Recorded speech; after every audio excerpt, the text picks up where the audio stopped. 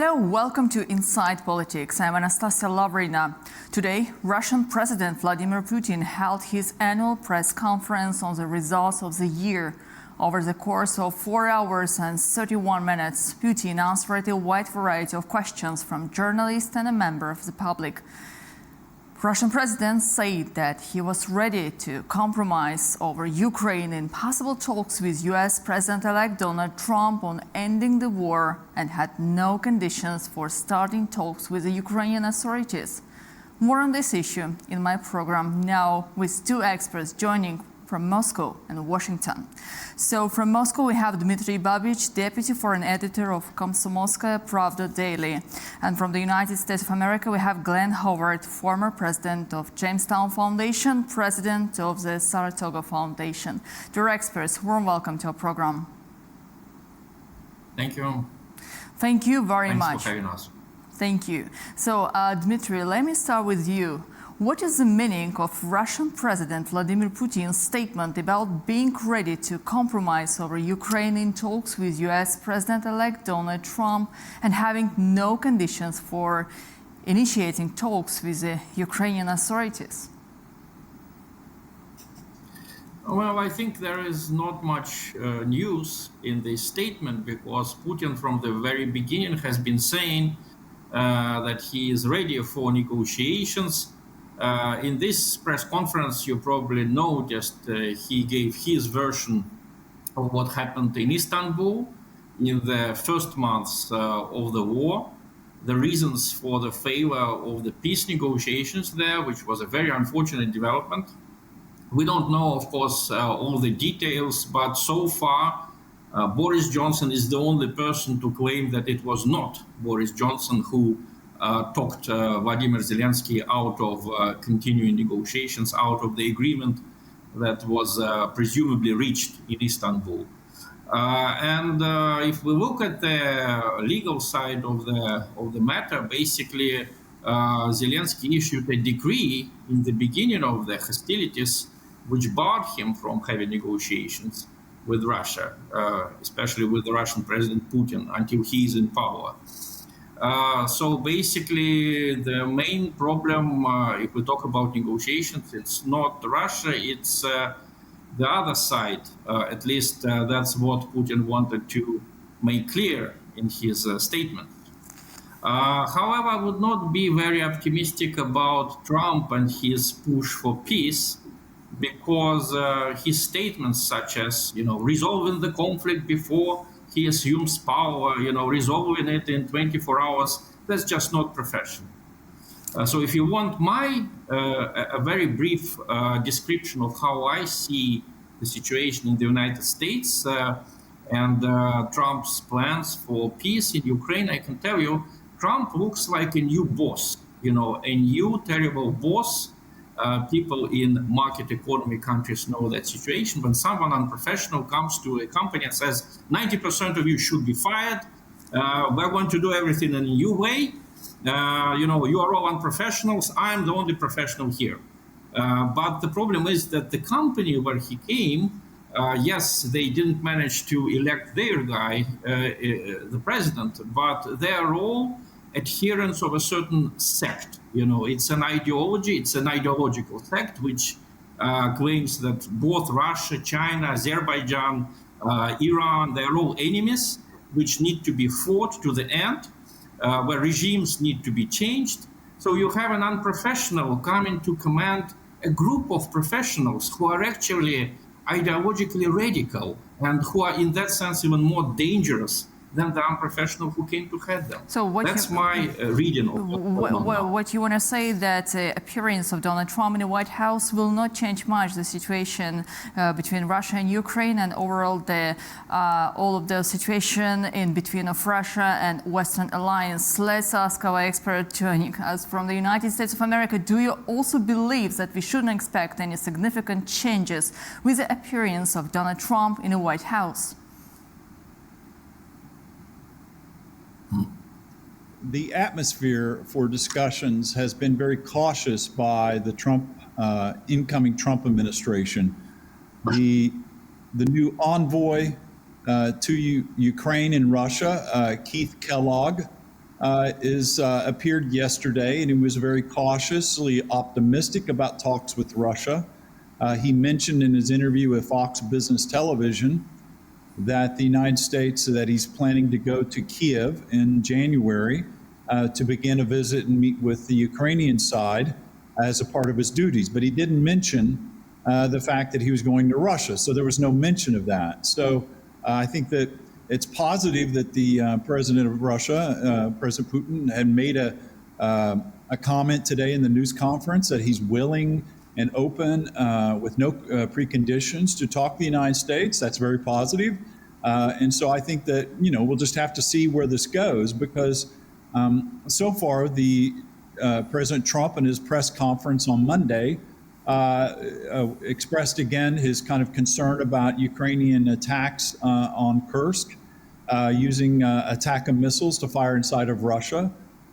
General Kellogg, in his interview with Fox TV, also made a comment about the assassination of General Kirillov in Moscow, and he commented that these types of acts were not helpful in U.S. relations with Russia.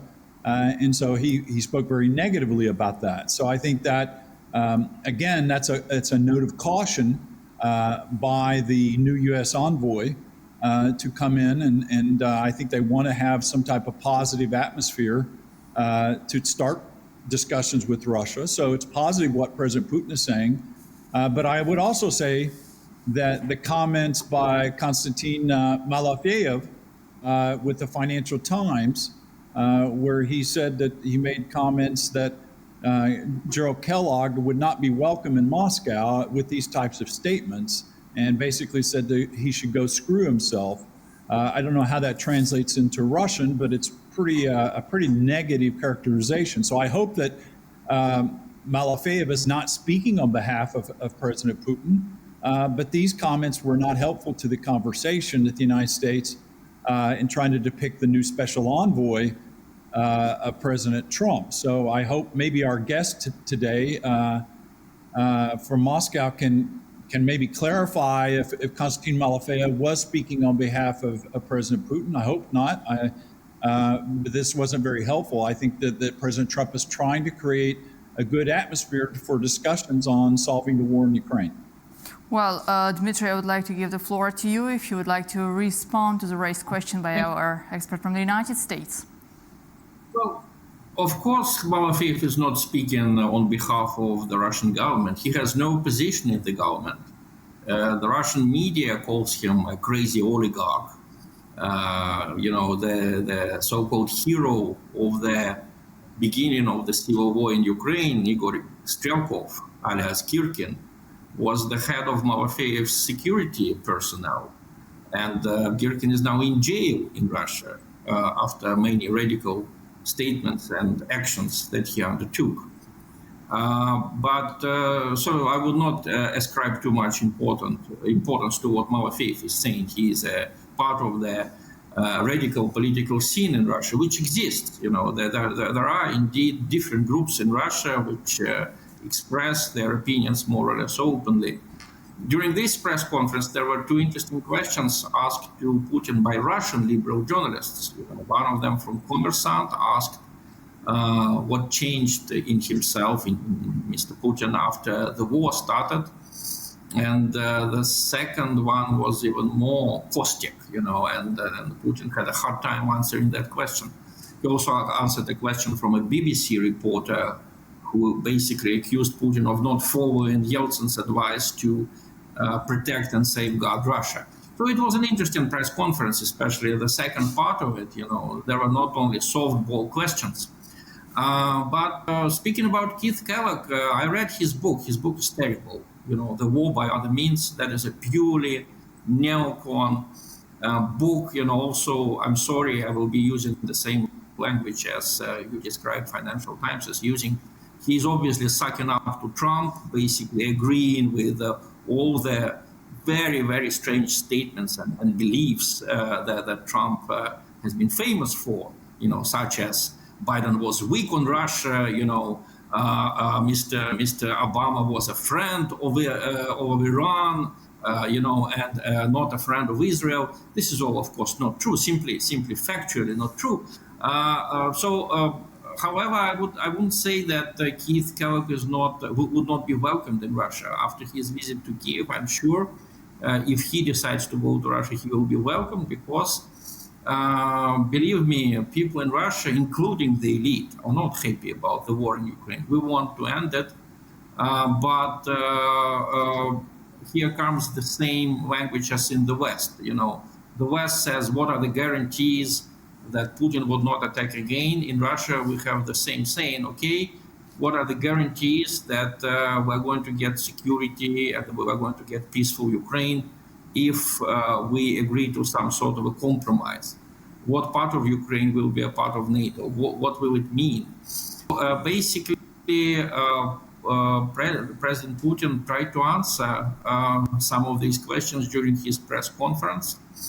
And he also answered questions about Syria, where he sounded, I would say, almost pro-Western. Did you hear his answer? The answer to the question about Syria. That was a hardball question. Basically, the president was asked, "So your ally Assad has been ousted. How would you explain that? Were all of our efforts in Syria in vain?" And Putin responded, "Our efforts were not in vain because when we joined the fight in Syria in 2015, our aim was not to allow the creation in Syria of an Islamist state akin to Afghanistan, the regime, the terrible regime that existed and that exists in Afghanistan now." And Putin said, okay, obviously even the groups, I quote, even the groups which fought President Assad became different because now even the Western countries are pondering excluding Mr. Al-Shara, or whatever his name, Julani. He changes his name like he trims his beard. Even the Western countries are pondering excluding him from the terrorist list. So Putin said, okay, that means that our efforts were not in vain. The regime which is forming itself in Syria hopefully will be different from the one that could replace Mr. Assad in 2015. Yes, right. It seems that Russia doesn't feel any weaker negotiation position over Ukraine because of recent situation in the Middle East, particularly in what's happened in Syria. Glenn, do you think that for the United States of America, talking about Russia, one-side approach won't be possible, and Donald Trump will try to make sure that both sides present at the negotiation table? And additional question, from what we already heard about Syria, does it mean that there should be any kind of negotiations in between of the United States and Russia coming to the situation in the Middle East? Well, I think the situation in Syria is certainly not good for Russia. I think the atmospherics of Russia's retreat from Syria, the evacuation of the Russian forces in Syria from Tartus, whether they'll still have access to the naval base, I think that aspect is very much, it's the atmospherics for talks with Russia over Ukraine are coming in the wake of the retreat from Syria. So if anything, I think Russia's position and Putin's position on Ukraine has become weaker because Russia is now having to pull out of the Middle East. And so it is now dependent on the so-called terrorist organization negotiating withdrawal of Russian forces. And the Russian military has no other naval base to go to in the Mediterranean unless you want to go to Benghazi in Libya. So the perception is that Russia is, I think, coming into these talks, I think, with a little bit of a weaker hand.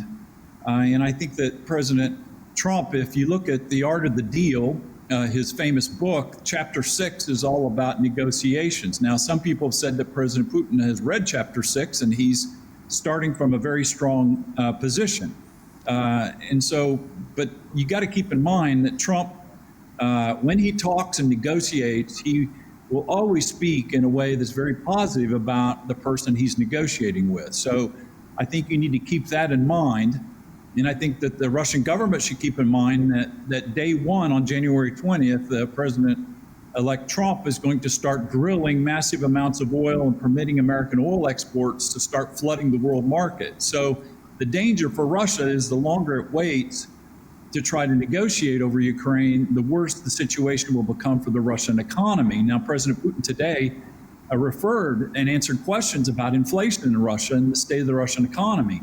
So President Trump and President Putin have two things in common. They're both have very worsening economic situations inside their countries. So they will begin talking to each other from that perspective.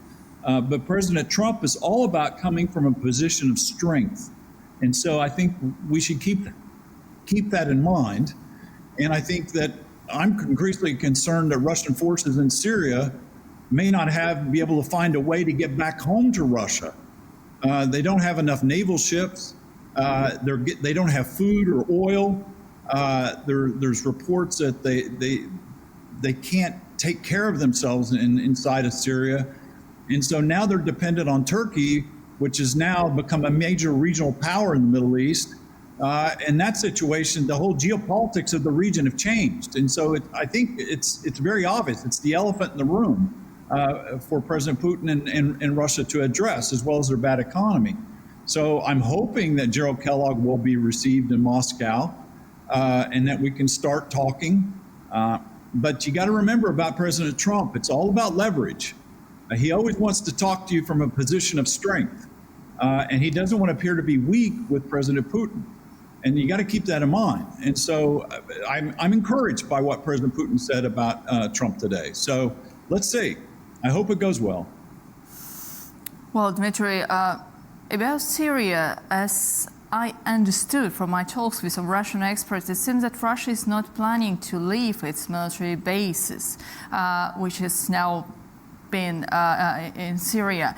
But according to the answers of our expert from the United States, it seems that Russian militants won't be able to leave Syrian territory just because of the difficulties they may face. So the key question, does Russia want to have its military base in Syria stably operational in the future? Is there any chance for that? I think there is a chance for that. And generally speaking, we are all in very muddy waters now. How will the new government in Syria behave? What will happen of Syria? In terms of public opinion, I think what happened in Syria morally is a public relations disaster for Israel and for the United States, because look what happened. As soon as Assad left the country, Israel started bombarding, the Syrian air bases, airfields, military installations, energy systems, with impunity, something that was not the case under Assad. He at least had some anti-aircraft defenses. The new government in Syria, somehow, did you notice that when they started their advance toward Damascus, they carefully avoided touching the territories controlled by Russia, the Russian bases, and in general, the seaside part of Syria, which is inhabited by Alawites and Christians, the minorities which President Assad and Russia tried to protect. So I would not say that this is all clear. The United States and Israel now, they surprise me by this very strange ideological attitude. They make alliances with Islamists, with the Muslim Brotherhood in Egypt, it was obvious. In Afghanistan in the 80s, that was the first such case. And this policy always backfired. I mean, the regime that established itself after the Soviets left Afghanistan and after Najibullah was toppled by the Mujahideen, the regime was terrible. And it was very anti-American. Ultimately, the 2001 terrible terrorist attacks against Americans were masterminded by the regime which established itself, thanks to American support in Afghanistan. Osama bin Laden received financing from the United States. Let's not forget that. So I would not be so sure that these new rulers of Syria would be so anti-Russian and so pro-American. They may reclaim Syria's oil oil fields, which are now controlled by Americans. We all remember how Trump said when he was still the 45th president of the United States, I kept the oil. That was a very, very, I would say, rude statement. If I were Syrian, I would be insulted, even if I were an Islamist or not Islamist. So it's not clear how the events will unfold in Syria. And this is the problem, that the people who make up the establishment in the United States, they still view this situation in very black and white terms, like us, democracies, against them, autocracies. Let me remind you that Azerbaijan, in the view of Americans, is also an autocracy. So they make enemies out of a part of the civilized world. I mean, the American and the EU officials. And they make very, very strange alliances, including the alliance with Islamists in Syria and before that in Egypt. So I would not say that I know what happened, but I'm pretty sure that if Russians have to go, Americans will have to go also. Let me remind you of the story, how the situation unfolded in 1979. You remember, first Americans were happy because the Shah, the terrible monarch, was ousted. And the Russians were happy because the new regime declared the West its enemy. And the embassy was, people from the American embassy were taken hostage. And then Ayatollah Khomeini said that in his left hand, he holds the death for the United States, and in his right hand, he holds the death for the Soviet Union. And that was a terrible lesson that I think both Americans and Russians should remember. So let's not celebrate about what's going on in Syria. And, it's a very dangerous development. Well, let's come back to the situation around Ukraine and the approach how the United States also see the future development. Glenn, President-elect Donald Trump on Monday, if I'm not mistaken, suggested that he may reverse President Joe Biden's recent decision to allow Ukrainian forces to use American long-range weapons to strike deeper into Russian territory. How can this change the situation? Well, again, this is the art of the deal. This is chapter 6 in the negotiation stages. So I would interpret President Trump's statements on Monday as a part of the atmospherics of trying to begin negotiations and discussions with Russia. And so this is a type of environment where he's beginning from that perspective. And obviously, he doesn't want to try to offend President Putin before he's even begun negotiations. And so the outgoing Biden administration allowed these strikes inside of Russia with the ATACMS. And what President Trump was referring to was a part of these discussions when the Biden administration allowed Zelensky to do this. And I would note that President Biden prevented Ukraine from doing this for the longest period of time. So what Trump was referring to was the fact that in his effort to try to begin new relations with Russia, this permission to attack Russia with the ATACMS was not helpful. And so obviously he wants to say the situation is not good, and he wants to have a vote in it.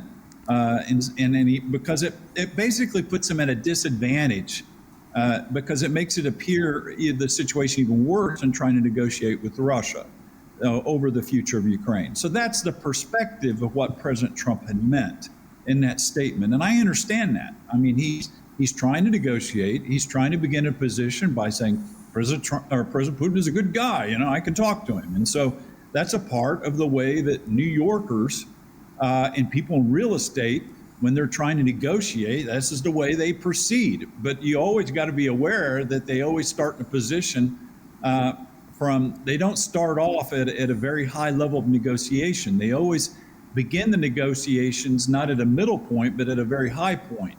And we haven't seen the high point of what President Trump is going to ask Putin to do in exchange for trying to accomplish peace in Ukraine. So this is the part we don't know yet. And we don't know whether the rebel government in Damascus will let the Russians stay on in Syria or not. We don't know. And a lot of that decision will probably depend on Turkey and Erdogan. Now, President Trump on Monday was talking about U.S. forces. He gave the decision on U.S. forces to pull out from Syria. So they were going to leave. It was General Mattis in the Pentagon who prevented them from pulling out. And then he resigned from his position because of that. So it's no secret that President Trump wants U.S. to be out of the Middle East and wants to pull out of Syria. So that, and he basically indicated that in his press conference on Monday when he said so many nice things about President Erdogan. Glenn, one additional question to you. On his own side, Vladimir Putin challenged Ukraine's Western allies to a high-tech duel, suggesting that Moscow could give advance notice of a strike on Kiev with the Oreshnik missile and see if the West could protect the city. What are the possible implications on this proposal? Well, I noticed he didn't strike Kiev with the missiles. So in Kiev, you have the Patriot batteries. And so maybe he didn't strike Kiev because he's afraid of the Patriots, because Patriots have been very effective in downing Russian missiles. Instead, he chose Dnipro, where the Ukrainian ballistic missile program is underway. So maybe that was a signal that he's, more worried about Ukraine's ballistic missile program than he is about American Patriots. So I just want to clarify that the Patriot missile batteries are very effective. And there's probably a reason why he didn't strike Ukraine with the Oreshnik. Dmitry, I would like you also answer this question about the proposal made by Vladimir Putin today. Well, I think that the wording of the proposal was not the best one. Probably the president was already exhausted. Kiev is the mother of Russian cities, as we call it. So I think why he didn't strike Kiev was purely moral. It would not be well received in Russia. Of course, he was not afraid of Patriot missiles. Dnipropetrovsk, it was not the city that was hit. It was this terrible, huge military-industrial plant, the Soviet-built Yuzhmash plant, where ballistic missiles used to be made in the Soviet times. So it was basically removing a danger for everyone, the destruction of that plant. But certainly the wording was not perfect. But I think the message that Putin wanted to pass to the West was clear.